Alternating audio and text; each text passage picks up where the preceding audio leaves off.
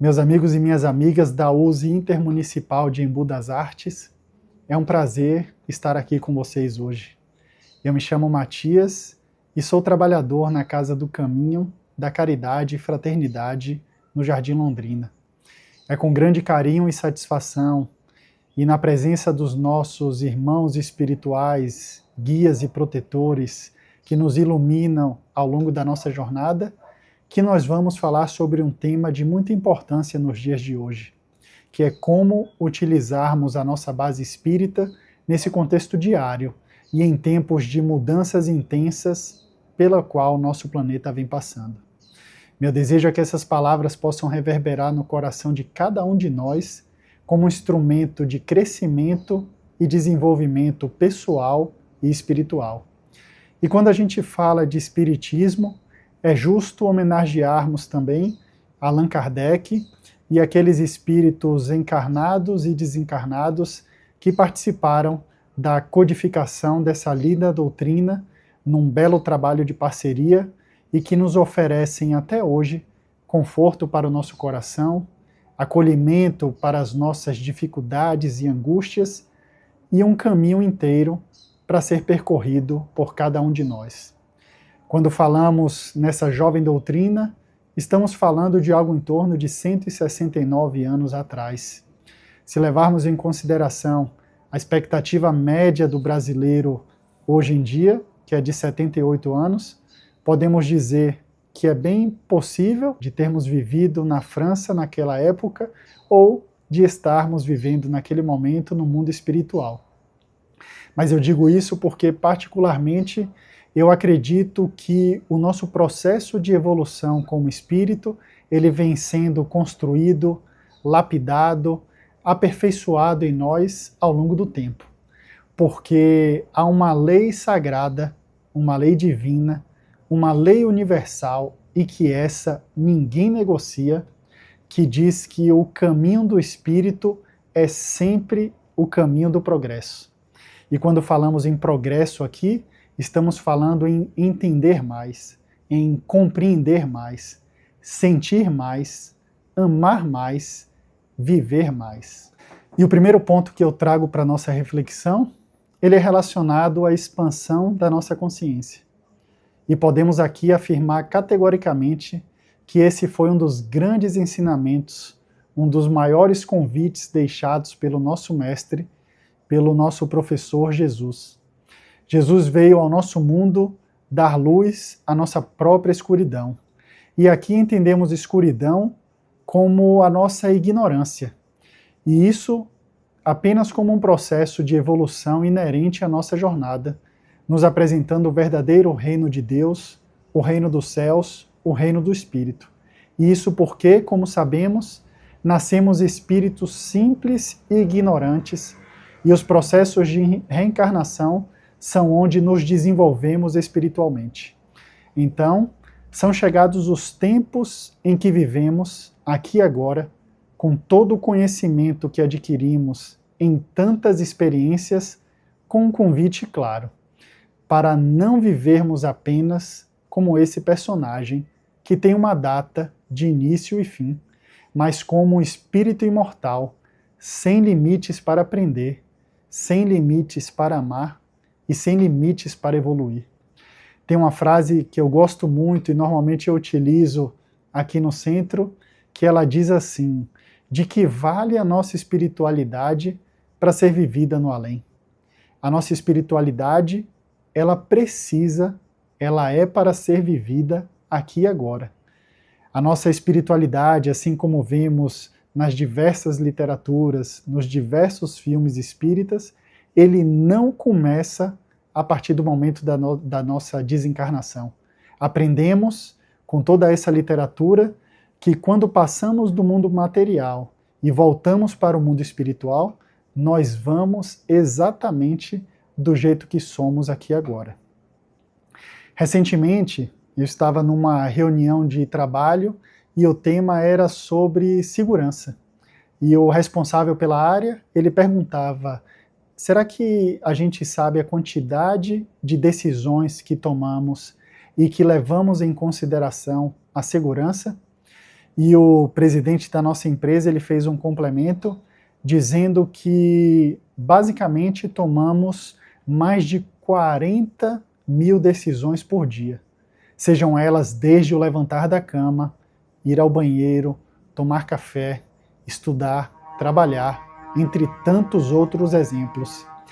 Enquanto eles falavam sobre esse tema, eu ficava me perguntando quantas dessas decisões têm em vista o nosso crescimento moral e espiritual.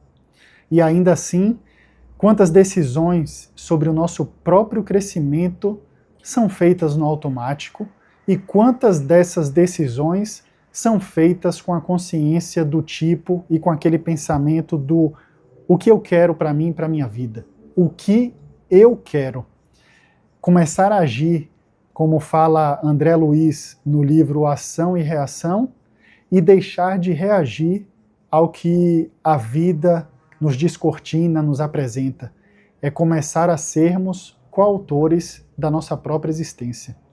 A nossa evolução espiritual, ele não é um evento que acontece da noite para o dia. Ele se torna um hábito que é desenvolvido diariamente. É o tom de voz que eu escolho para falar e como falar com o outro a partir dessa modelagem do meu personagem atual. Eu normalmente direciono o que eu digo para o outro, podendo pensar, poxa, aquilo que eu falei não foi tão legal assim, eu posso fazer dessa determinada forma, eu posso falar desse jeito, e a partir desse momento que a gente entende esse formato de agir com o mundo, eu estou agindo e não mais reagindo. Eu estou agindo com consciência própria. Dessa forma, aqui a gente começa a sair do automático, porque no automático, como eu disse, a gente reage. E não são poucas as vezes que reagimos. Mas quando a gente age com consciência, eu escolho a minha forma e o tipo de reação. É darmos lugar para saber que quem está no comando da nossa própria vida somos nós mesmos e não o outro. Há uma bela frase que Chico costumava dizer, que era que nada nem ninguém é capaz de tirar minha paz. Com ela, o outro ele se torna apenas um personagem relacionado ao nosso próprio crescimento individual. Aquele outro que eventualmente nos fez um mal, eventualmente um chefe perseguidor, aquele amigo ou amigo que agora acabou se tornando inimizade, cada uma dessas pessoas que fazem parte da nossa vida, ela diz algo sobre nós mesmos. Mas primeiramente precisamos entender. Depois precisamos aceitar. E na sequência, refletir e nos conhecer melhor. E tem um outro convite que eu faço. Para realmente conseguirmos trilhar esse caminho, necessário se faz sermos um exemplo prático de tudo que aprendemos e de toda a ajuda que recebemos, provavelmente diariamente, dos nossos irmãos espirituais. O Evangelho, ele não precisa convencer ninguém, mas quando é preciso, ele o faz. E ele convence pelo exemplo. Que esse nosso discurso ele não seja apenas da boca para fora, mas que ele transpareça o melhor de cada um de nós. Porque no fim, muita gente não vai se aproximar de uma doutrina por receio, por preconceito, porque quer ou não tem ouvido falar. Mas elas acabam se aproximando dessa nossa doutrina através de uma pessoa que a representa com postura, com ternura e coerência.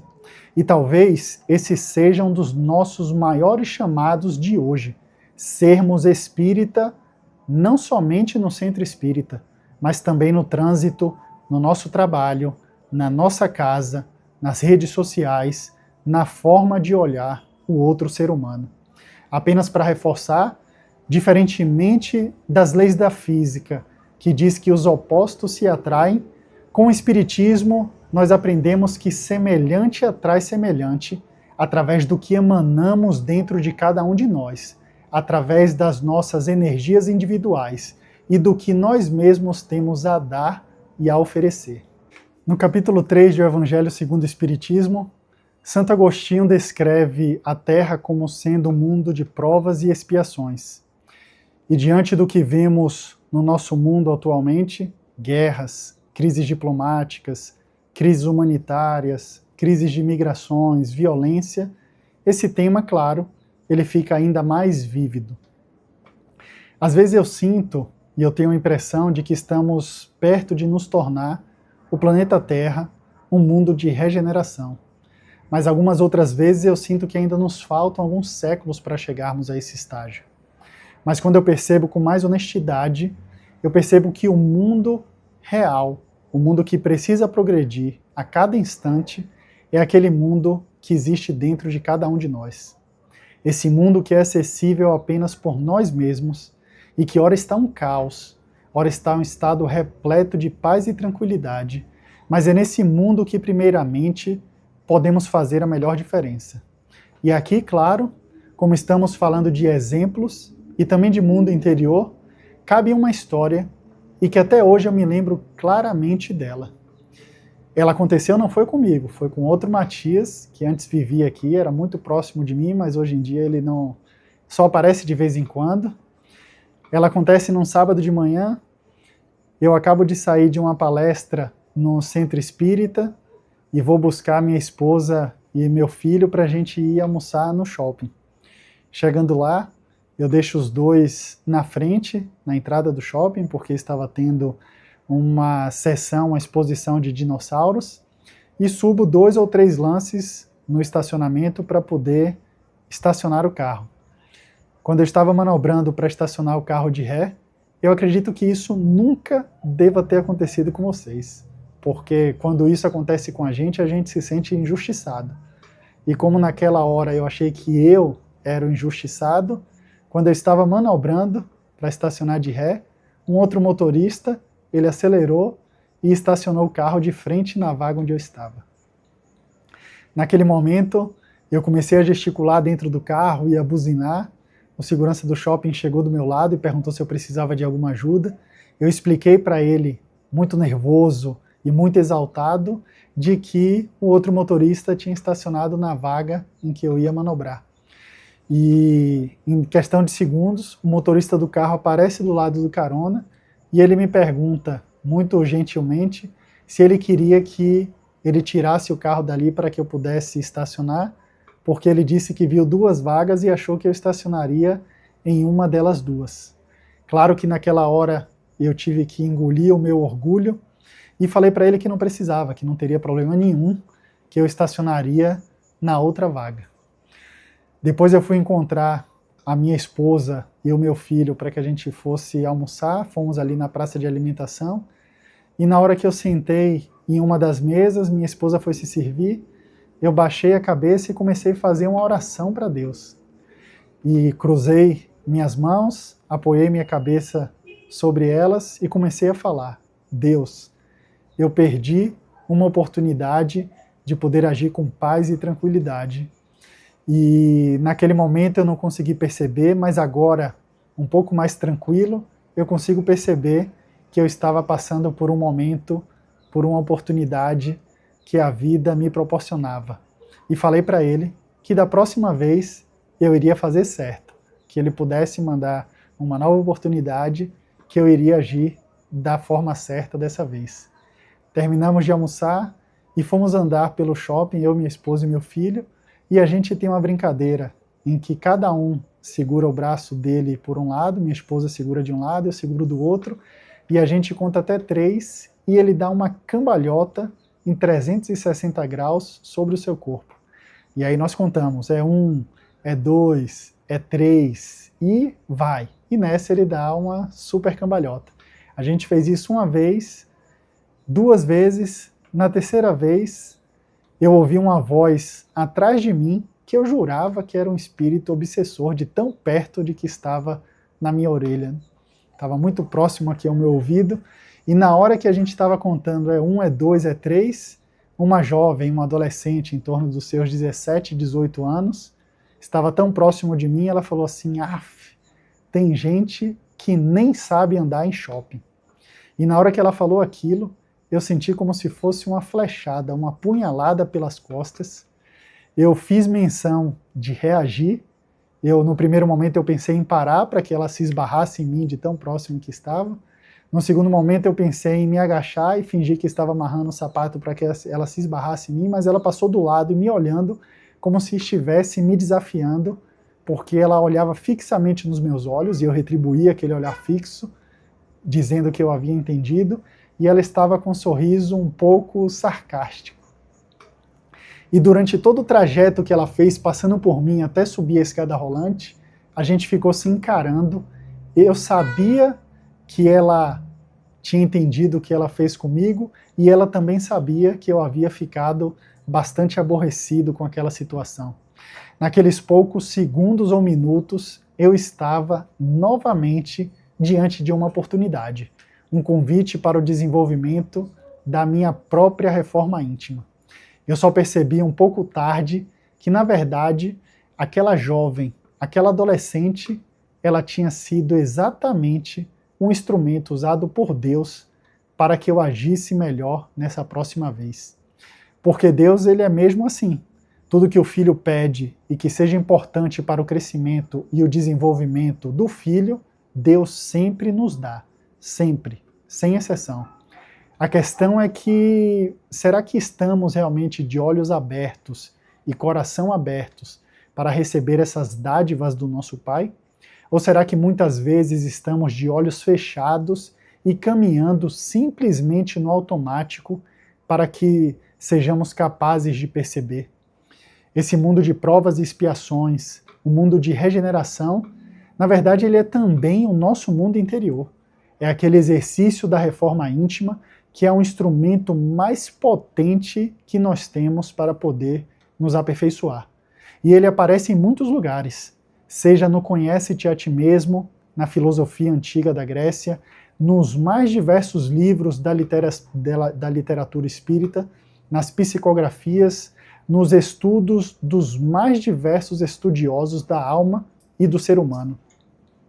E aqui eu reforço que a reforma íntima, ela não é buscarmos a perfeição.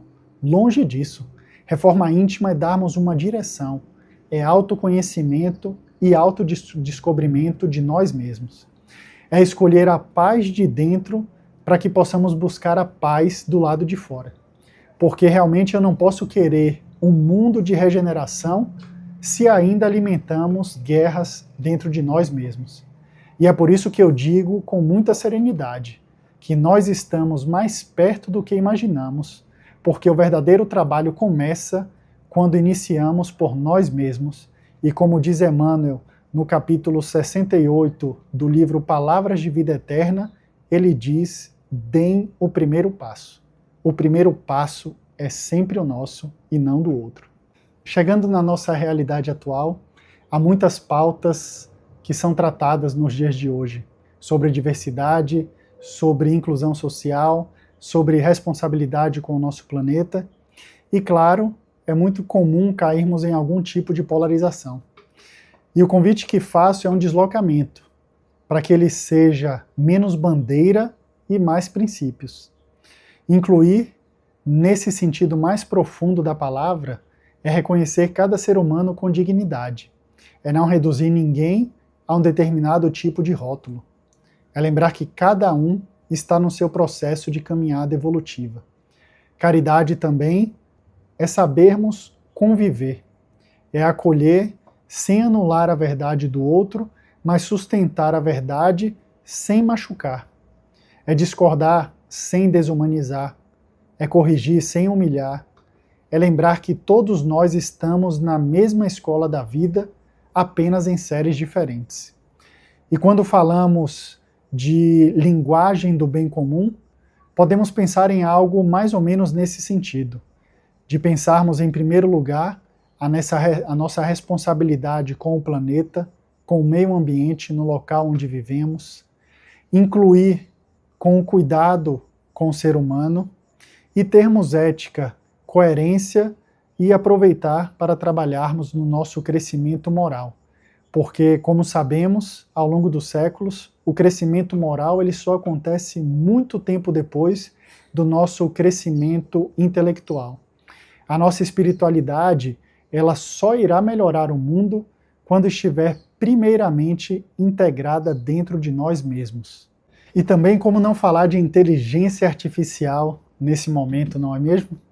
Essa pauta, ela não está mais batendo na nossa porta. Ela literalmente entrou dentro de nossas casas, no nosso trabalho e já está no nosso dia a dia.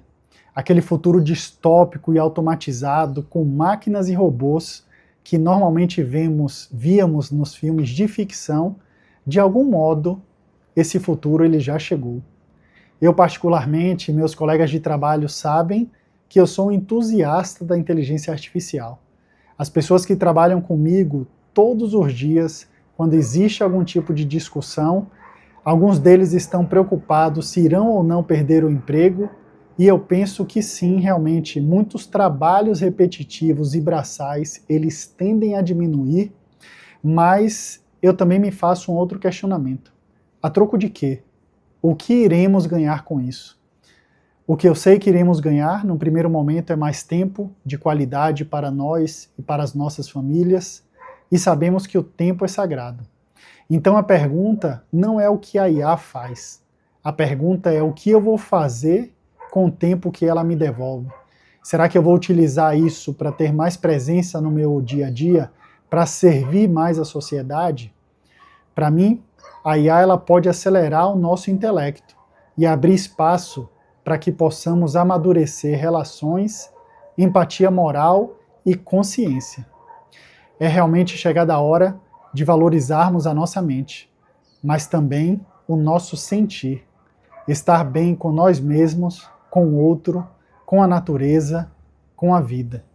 Como sabemos, o progresso intelectual sem progresso moral, ele vira perigo, mas progresso intelectual com amor, ele acaba virando uma verdadeira bênção. Eu desejo e o que eu sinto muito forte é que a IA ela vai ser uma ferramenta, mas o que vai guiar essa ferramenta no nosso futuro é como utilizamos o nosso coração como um guia. Independentemente de como o nosso planeta caminha, entre tristezas e alegrias, decepções e conquistas, quando olhamos a vida com um olhar mais contemplativo, daquele tipo em que mesmo diante de todo o caos conseguimos enxergar as coisas boas, o bom da vida, é como se a vida fosse a mais bela sinfonia.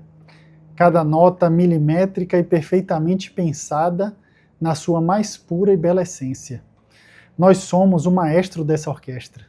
Somos nós que damos o tom, nós que damos o ritmo, que dizemos qual instrumento deve ser tocado e em qual momento.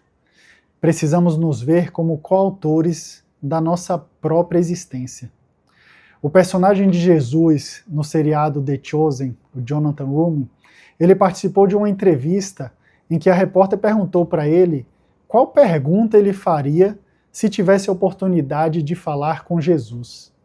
E realmente esse é um pequeno trecho de talvez 1 ou 2 minutos em que nós vemos a emoção transparecer entre aquelas duas pessoas. Ele responde para a repórter dizendo que a pergunta que ele faria seria como eu me saí, fazendo uma menção clara de como ele se saiu no papel dele como Jesus. Certa vez eu fiz essa pergunta para um motorista de aplicativo. Eu entrei no carro, ele tinha o nome de um jogador de futebol bem famoso da seleção brasileira. Ele realmente parecia um jogador de futebol. Ele estava ouvindo uma música gospel e eu comecei a olhar dentro do carro, buscando qual seria o motivo para a gente começar a nossa conversa. E aí a primeira coisa que eu vi, ele tinha um nome escrito na calça que ele estava usando, parecia ser de um atleta de futebol, e eu perguntei para ele se ele jogava bola, e ele disse que sim, e eu falei que ele tinha nome de jogador famoso, de seleção brasileira. E naquele momento a gente começou a conversar, eu percebi que ele estava escutando uma música gospel dentro do carro, e eu gosto bastante de música gospel, ou escuto bastante em casa também com a minha família, e perguntei para ele se ele ia na igreja. E ele disse que sim, que todo final de semana ele ia para a igreja com a mãe e o irmão. E a nossa conversa continuou e eu lembrei do dia que eu escutei sobre essa entrevista do ator de The Chosen, e aproveitando aquela oportunidade, aquele ambiente mais espiritual dentro do carro dele, enquanto a gente se deslocava, eu perguntei para ele se ele tivesse a oportunidade de fazer uma pergunta para Deus, que pergunta seria essa? Naquela hora eu percebi que ele engolia um pouco a seco, talvez ele não estivesse esperando esse tipo de abordagem. Ele demorou um pouquinho para pensar e eu falei, tá bom, não precisa ser só uma pergunta. Se nesse momento, vamos reformular aqui, se nesse momento você tivesse a oportunidade de fazer uma pergunta para Deus, qual pergunta você faria? Ele parou um pouco, refletiu, parece que começou a pensar um pouco melhor e ele veio com uma pergunta que até hoje ela mexe comigo. Ele disse, eu sei o que eu perguntaria para ele. Eu perguntaria para ele o porquê que eu não dei certo na carreira de jogador de futebol. Eu estava muito próximo de me tornar profissional e em uma partida, faltando pouco tempo para que eu pudesse virar a chave de amador para profissional, eu sofri um acidente, acabei me machucando numa partida, quebrei minha perna e não pude mais jogar futebol. Tive que ficar um tempo afastado e é como se meu tempo tivesse passado naquele momento. Minha oportunidade passou. Então seria essa pergunta que eu faria para Deus. O porquê que eu não pude me tornar jogador de futebol? Naquela hora, quem ficou sem palavras fui eu. Claro, logicamente longe de achar que eu seria Deus, não é essa a intenção, mas o que eu falei para ele foi algo mais ou menos assim, tentando entender qual seria a justificativa de Deus ou da vida para que ele não seguisse com a sua vida de jogador de futebol. E o que eu falei para ele foi mais ou menos assim: eu, no seu lugar, eu pensaria o para que a vida me colocou nessa situação para que eu não pudesse seguir a minha vida de jogador de futebol profissional. E tentaria achar explicações a partir desse questionamento. Para que agora eu estou vivendo essa nova vida? Qual é o meu objetivo? Qual é o meu compromisso? Qual é o meu propósito com a vida, na vida, nessa nova oportunidade? Nesse pequeno momento de diálogo, ele meio que deu uma olhada para trás para ver com quem ele estava falando direito, porque ele falou assim, realmente, esse tipo de pensar, para mim, agora ele faz sentido. Realmente é algo que eu posso refletir e pensar um pouquinho melhor. E continuamos a nossa conversa, e basicamente eu terminei ela com um velho trecho de uma música gospel que fala que os planos de Deus são sempre maiores do que os nossos. E isso realmente, ele gera um conforto no nosso coração para que possamos continuar a nossa caminhada e a nossa jornada. Então, esse exercício de fazermos esse tipo de pergunta para Deus e para Jesus, ele nos dá um direcionamento. Ele é muito bom para nós também. Se tivéssemos a oportunidade de fazermos essa pergunta para Jesus, o que você acha que ele responderia para você? Qual seria a pergunta que você faria e qual você acha que seria a resposta? Jesus, durante a sua passagem aqui na Terra há 2000 anos, ele foi categórico quando ele nos apresentou a grandeza dentro de nós mesmos. Como quem diz, existe em você uma dignidade e uma responsabilidade que não combina com uma vida pequena. Nenhum de nós veio para cá para viver uma vida pequena. Cada um de nós aqui tem uma responsabilidade com nós mesmos, com a vida maior, com a nossa sociedade e com nossos familiares. Eu entendo que a vida, ela é sempre um convite para vivermos na nossa máxima essência. Então eu faço um convite para fazermos um exercício simples nesse momento, só para a gente sentir o que falamos. Se você se sentir confortável nesse momento, pode fechar os olhos por um instante e respirar devagar, como quem está voltando para casa. Agora pensa em uma área de sua vida onde você tem vivido de forma automática, seja no trabalho, na família, nos seus relacionamentos, na sua saúde, com a sua espiritualidade. E pergunta para você mesmo qual o convite que a vida está fazendo nesse momento. Talvez tenhamos que perdoar alguém, talvez tenhamos que colocar limites, talvez seja pedir ajuda ou recomeçar. Escolha uma atitude concreta, pequena, mas que ela seja real, para esta semana, para este mês, para este ano nota 10. E o porquê que 2026 é o ano nota 10? Porque é a soma dos seus números. Esse ano nota 10 ele é um convite para que façamos também a nossa vida, esse ano, um ano de nota 10.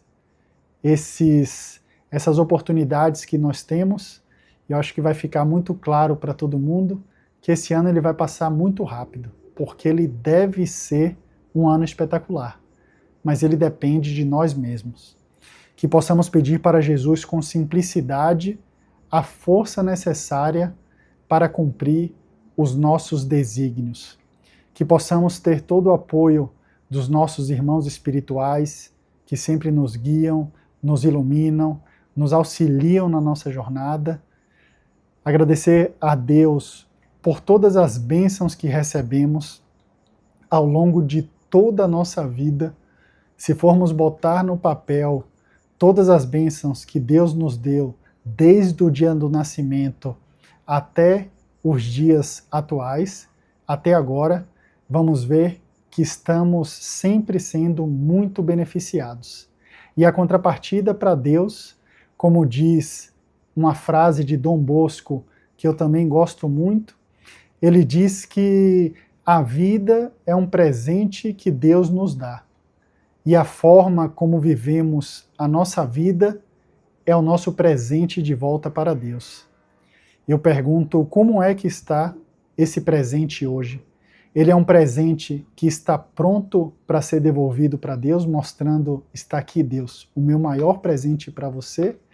Ou é algo que ainda pode ser trabalhado? Se é algo que ainda pode ser trabalhado, que possamos começar nesse exato momento, porque o aqui e agora, esse momento, é tudo que nós temos. Eu agradeço pelo seu tempo, pela sua atenção, pela sua disponibilidade, que essas palavras possam virar um caminho que nos leve à nossa melhor versão, que Jesus nos abençoe agora e sempre. Fiquem com Deus, muita paz e até breve.